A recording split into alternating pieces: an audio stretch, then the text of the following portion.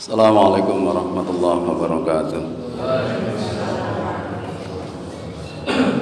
Alhamdulillah, wassalatu wassalamu ala rasulillah wa ala alihi wa ashabihi wa mawalah. La khawla wa la quwwata illa billah. Amma ba'd.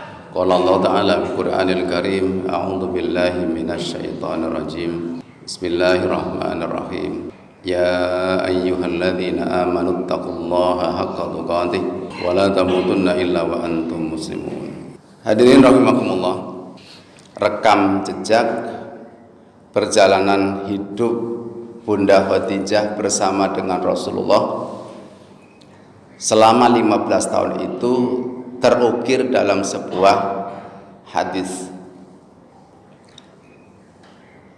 Ya, ada 6 yang disampaikan itu.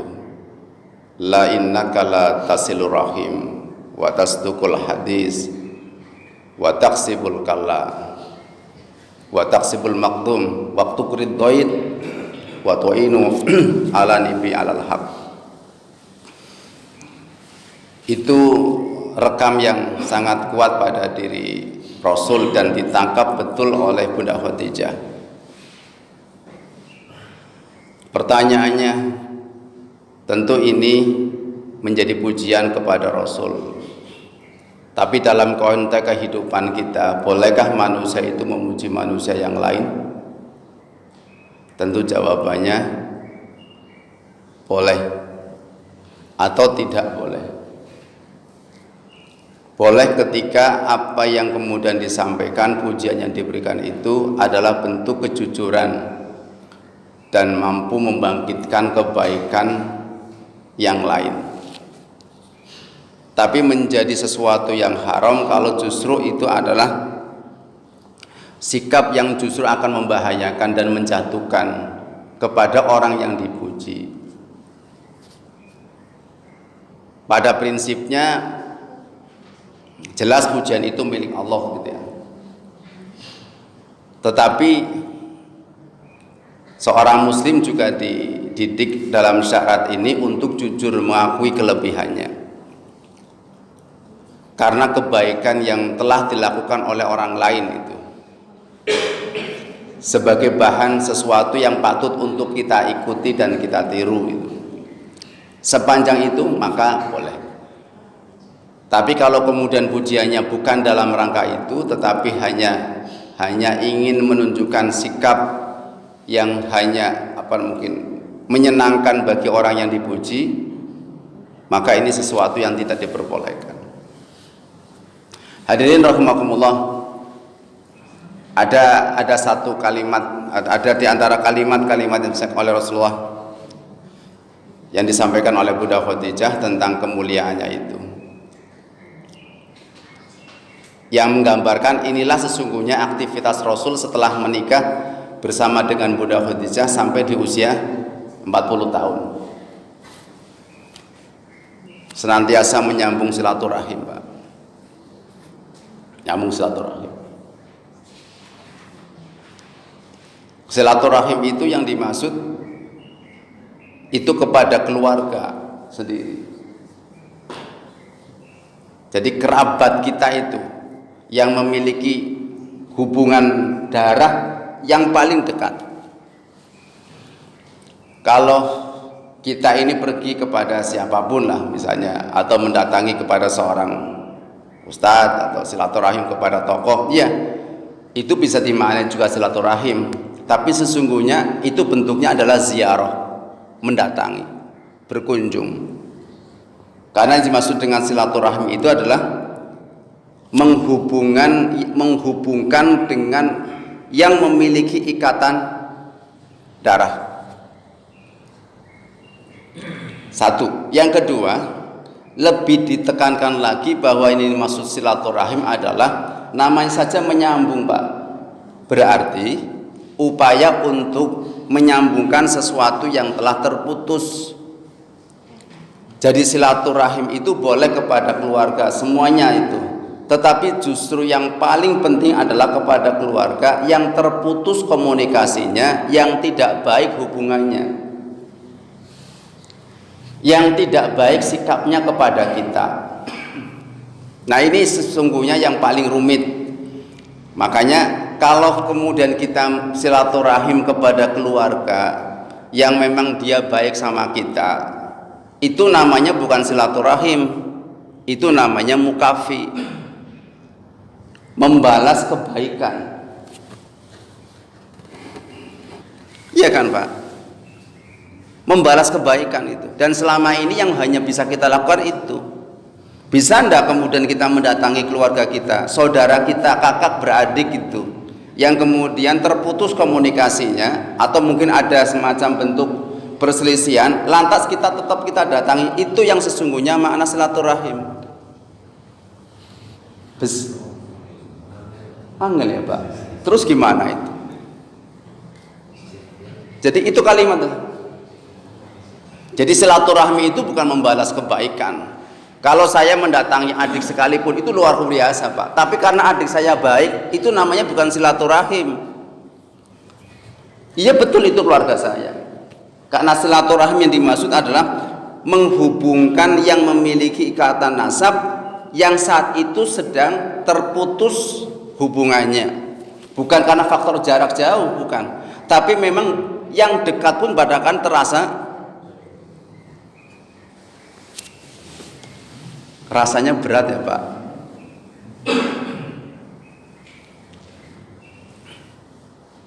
Misalnya ini contoh, ini PR misalnya buat kita semuanya lah. Di antara Bapak Ibu mungkin punya bentuk pengajian, misalnya bani apa kayak gitu ya. Kan ya bisa saja terjadi. Kemudian di antara keluarga itu ada yang memang nggak mau datang, ada ya, ada. Dan itu berkali-kali nggak ada. Memang kesannya menjauh gitu. Nah orang maaf keluarga yang seperti itu kira-kira sentuhannya baik atau kita membuat kita marah? Itu yang harusnya kemudian ini. Beliau-beliau ini yang kemudian justru mendapatkan perhatian untuk disilaturahim. Dan kalau boleh katakan nyaris jarang orang mampu melakukan. Itu satu. Koreksilah buat saya sendiri, kita semuanya Pak.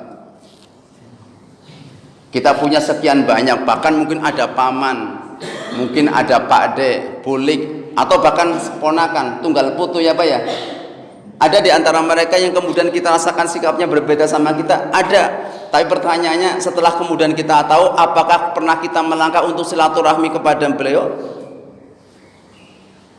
Ini kualitas Rasul kita. Innaka latasir rahim, senantiasa silaturahim. Dan yang disambung iya. Sehingga kalau keluarga saja hadirin yang seperti itu, karenanya kan lebih berat hadirin. Kita ini memberikan sesuatu kepada keluarga, itu kadang-kadang jauh lebih berat dibandingkan memberikan kepada orang lain. Padahal salah satu di antara kriteria yang disampaikan oleh Allah di dalam surat Al-Baqarah ayat 177 itu, ketika Allah mengatakan laisal birra an tuwallu wujuhakum qibalal masyriqi wal maghrib ila akhir ayat itu menggambarkan kualitas ketakwaan dan kejujuran iman seseorang itu adalah di antaranya dalam aspek keislaman sosial wa atal mala ala hubbih. Di antara kualitas orang yang jujur dalam keimanan dan dia adalah orang yang bertakwa adalah wa atal mala ala hubbih, dan dia memberikan hartanya yang ia cintai dzawil qurba. Yang pertama siapa? Dzawil qurba wal yatama wal masakin ila akhir ayat. Justru yang menjadi skala prioritas bukan berarti anak yatim tidak penting, orang miskin kemudian diabaikan, tapi fokus kita adalah kalau ada yang yatim, kalau ada yang miskin dari keluarga kita, maka dia lebih berhak mendapatkannya sebelum yang lain. Dzawil qurba.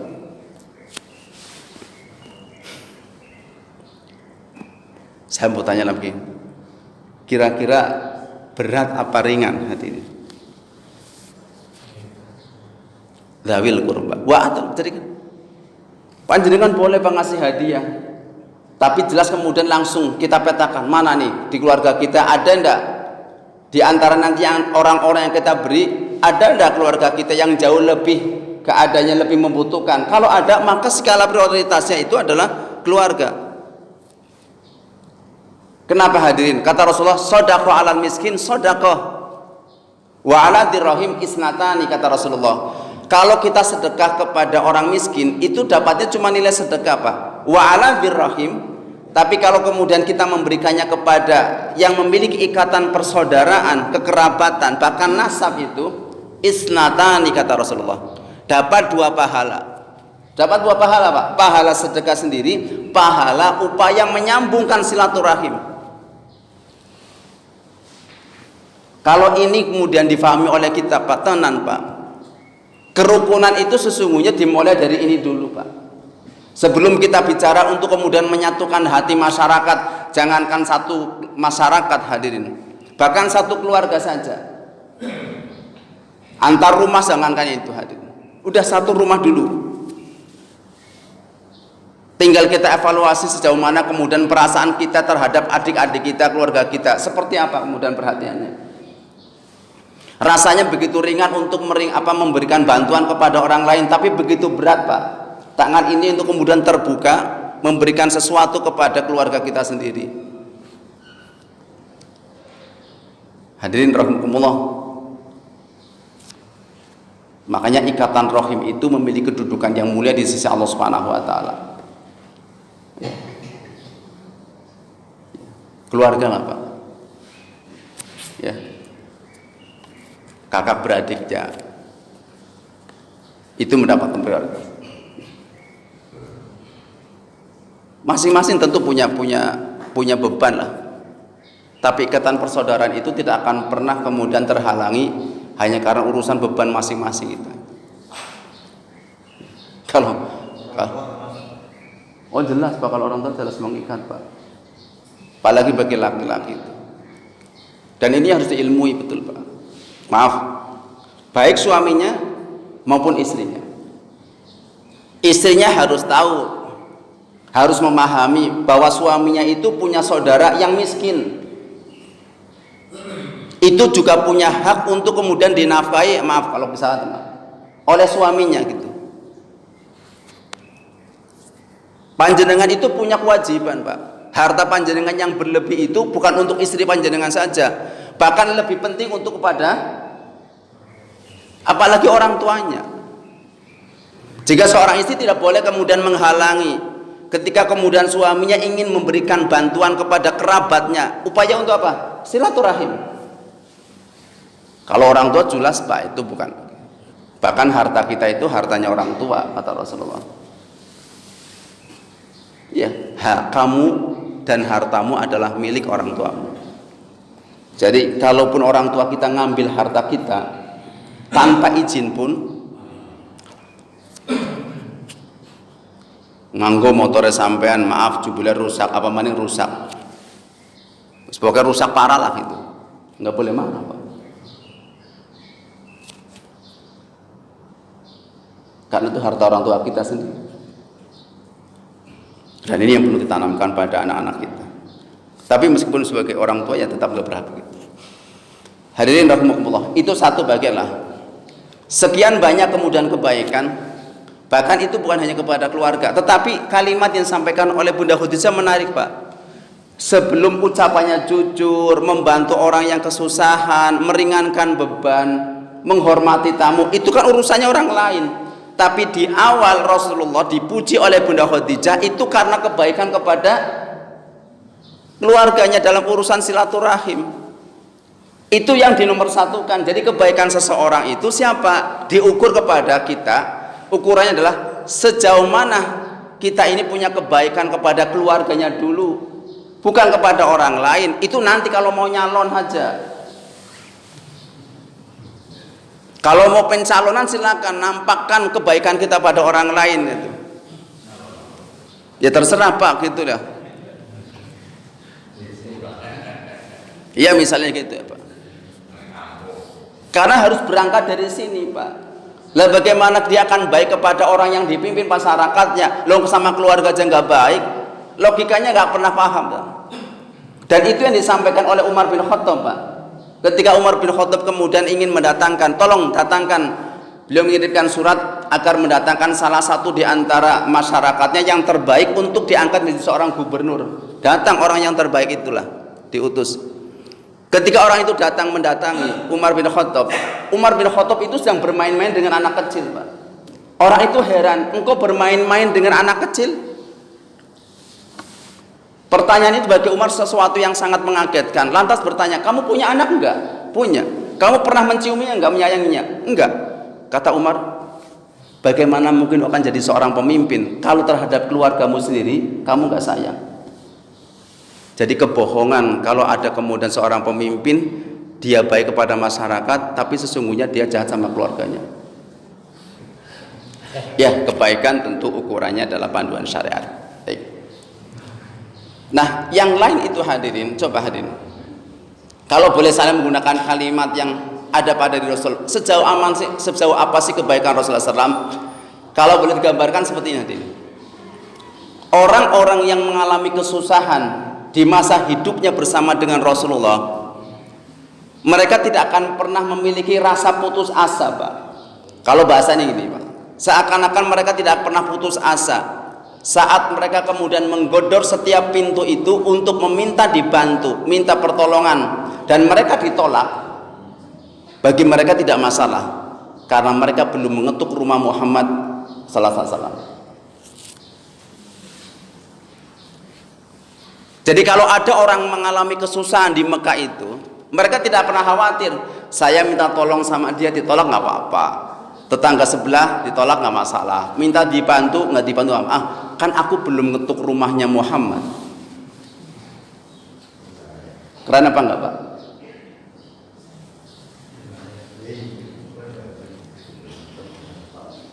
Jadi orang sampai mempercayakan segala masalah akan tuntas dan selesai kalau mendatangi rumah Rasulullah sallallahu alaihi wasallam. Hadirin rahimakumullah, tentang pujian hadirin kembali bahwa boleh pada dasarnya, meskipun Rasulullah memang memberikan satu karang, as-suf turab fi wajhil madihin, taburkan pasir ke wajah orang yang suka memuji. Yang maksud adalah pujian yang memang tidak jujur. Kalau bahasa kita apa sih Pak istilahnya? Ya wis gitulah. Ya. Jadi para Rasulullah taburkan pasir ke wajah orang yang suka memuji. Kenapa? Karena itu bisa membahayakan, bahkan mematikan itu. Tapi kalau memang itu benar dan harus diukur, kalaupun itu benar, diukur juga seberapa kuat kemudian jiwanya menerima pujian itu. Kalau ternyata dia malah berubah, maka sebaiknya tidak usah. Abu Bakar As-Siddiq radhiyallahu anhu, beliau memiliki, kalau diantaranya adalah dia, tentu ada beberapa sahabat-sahabat yang lain, tapi diantara Abu Bakar As-Siddiq itu kayak pemulihannya, Pak. Kayak apa itu? Dan kalimat Rasulullah sudah terlalu banyak untuk menggambarkan tentang keutamanya. Tapi saat beliau kemudian dipuji oleh manusia, maka beliau berdoa, Allahumma fir la ya'lamun wa la tu'akhidni bima yaqulun waj'alni khairam mimma yadunnun. Ini kalimat doa yang dibaca oleh Abu Bakar As-Siddiq radhiyallahu anhu. Ketika beliau dipuji oleh orang, kalimatnya adalah Allahumma fir la ya'lamun, ya Allah ampuni aku karena mereka tidak tahu sebenarnya diriku. Wala tu'akhidni bima yaqulun, dan janganlah engkau hukum aku dengan apa yang mereka ucapkan. Waj'alni khairam mimma yadunnun, dan jadikanlah diriku lebih baik dari apa yang mereka sangkakan. Jadi ngapunten Pak, misal Pak, panjenengan itu dipuji orang, Masya Allah ya, orang itu kayaknya setiap hari aku lihat baca Al-Quran terus itu kalau panjenengan dipuji kayak gitu Pak, itu harusnya jadi beban itu, karena orang melihatnya muni setiap hari Pak, padahal kebenaran memang waktu lagi ngaji gitu. Tapi nggak apa-apa lah gitu Pak, karena doa yang terakhir kalimatnya apa? Waj'alni khairam mimma yadunun, dan jadikanlah aku lebih baik dari apa yang mereka sangkakan. Gak apa-apa kalau begitu. Bukan malah berhenti malah gitu. Justru orang ketika dipuji dengan kebaikannya, itu membuat beban dia harus memperbaiki dari apa yang kemudian disangkakan oleh orang. Karena apa? Karena sangat mungkin pujian yang diberikan itu melebihi dari apa yang kita lakukan. Makanya minta sama Allah itu. Di awal kalimatnya apa? Justru minta ampun kepada Allah, dan jangan kemudian dihukum sama Allah Subhanahu wa taala, sebab mereka tidak pernah tahu sesungguhnya siapa diri kita. Hadirin rahimakumullah. Itu bagian yang terekam dalam hadis ini. Kemudian juga sampai ada penyebutan disebutkan ketika Warokoh didatangi oleh Bunda Khadijah radhiyallahu anha dan Rasulullah SAW. Itu sebutkan wa kana syaikhan kabiran qad ami. Warokoh itu orangnya sudah tua, usianya sudah ya syekh, seorang syekh itu artinya salah satunya tua. Qad ami, lagi buta. Jadi disebutkan tentang keadaannya dalam hadis, Pak. Pertanyaannya, bolehkah kita menyebutkan aib orang, keterbatasan orang lain? Maaf, misalnya tadi si buta, apalagi Pak, si pincang kayak gitu misalnya gitu, boleh nggak Pak?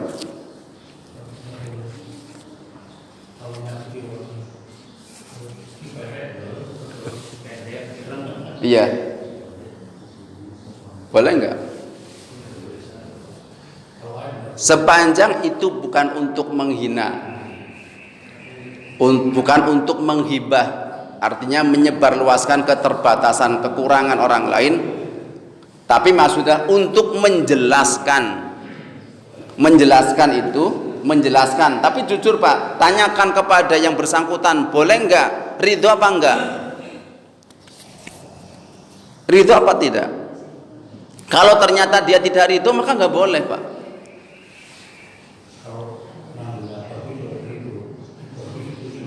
Iya kayak gitu nggak apa-apa sih kalau itu. Maaf misalnya gitu, misalnya ada orang jalan kemudian jalannya misalnya bukan maaf ya, misalnya si pincang atau si pendak itu, misalnya orang Jawa misalnya pendak itu, tanyakan orang itu kemudian ridho apa enggak. Kalau enggak ridho nggak boleh, hadirin.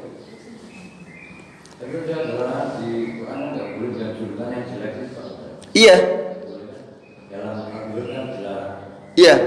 Ya betul, Allah mengatakan wala tanabazu bil alqab. Itu dalam surah Al-Hujurat, betul. Jangan kau memberikan julukan-julukan yang jelek. Itu jelas memang, Pak. Tapi ketika itu dalam rangka menjelaskan, karena gini, ada di antara para ulama salafus soleh itu kemudian mendapatkan julukannya julukan keterbatasan fisik. Misalnya seorang ulama generasi salafus soleh namanya Hatim, itu julukannya Al-Aqsam. Iya, yang tuli. Tapi itu ternyata bukan panggilan kejelekan, Pak. Justru itu panggilan kemuliaan. Mendapatkan kehormatan, mendapatkan julukan sebagai seorang yang tuli, ulama lagi, Pak.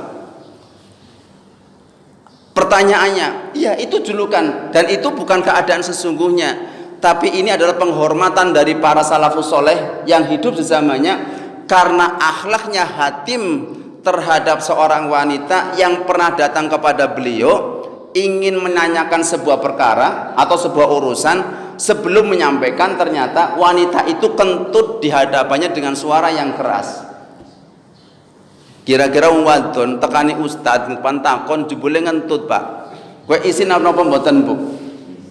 Izin kan? Bagaimana sikap kita itu? Coba.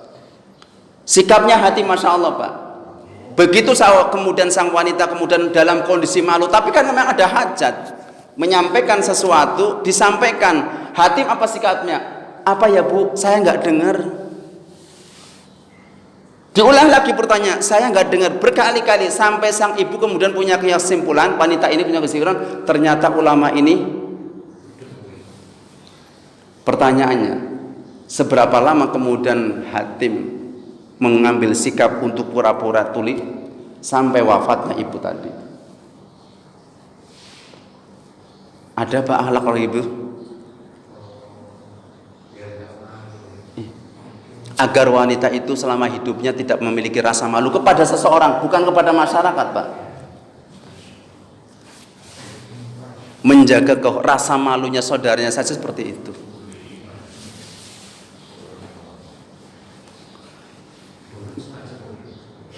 Ini malah sengaja anak kancam sengentut lagi isin genjat-genjot boleh moni tiut itu moni dasar klepe bodol.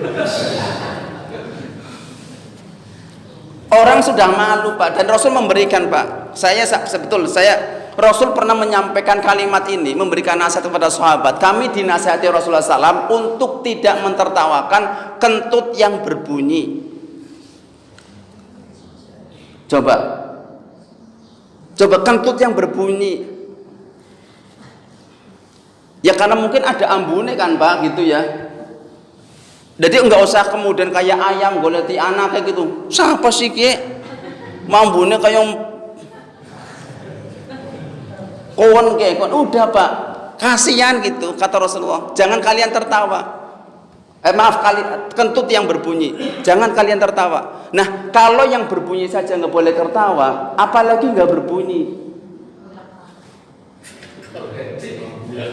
Jadi urusan goleti sumbernya dari mana ini?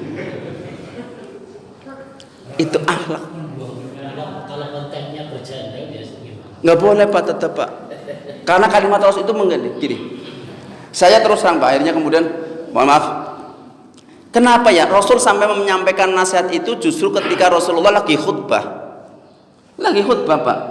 Itu dinasihati, kami dinasihati Rasulullah untuk tidak mentertawakan orang yang kentut berbunyi, kentut yang berbunyi. Saya tahu kemudian coba, Pak. Oh, pantesan. Kenapa Rasulullah kemudian ini memberikan itu? Karena ternyata kentut itu ada manfaatnya buat kita yang ada di sekitarnya. Jadi malah bahagia, Pak. Itu panjenengan saya kemudian googling, Pak. Apa sih manfaat zat apa dalam kentut itu? Kenapa Rasul sampai kemudian melarang itu? Ternyata zat itu berfungsi untuk penyakit stroke, darah tinggi, jantung. Enggak percaya silakan panjenengan googling nanti. Coba. Jadi kenapa? Ya, sampai Rasul mengatakan, mengapa kalian mentertawakan sesuatu yang kalian lakukan? Loh, kentut itu kan kita juga melakukan, Pak. Itu sampai Rasul mengatakan, mengapa engkau mentertawakan sesuatu yang kalian lakukan? Kecuali kamu nggak melakukannya, nggak terbiasa, biasa gitu. Ya. Jadi ternyata zat kentut itu, silakan Pak, silakan panjenengan. Apa sih zat itu dalam kentut itu? Ternyata manfaat buat kesehatan.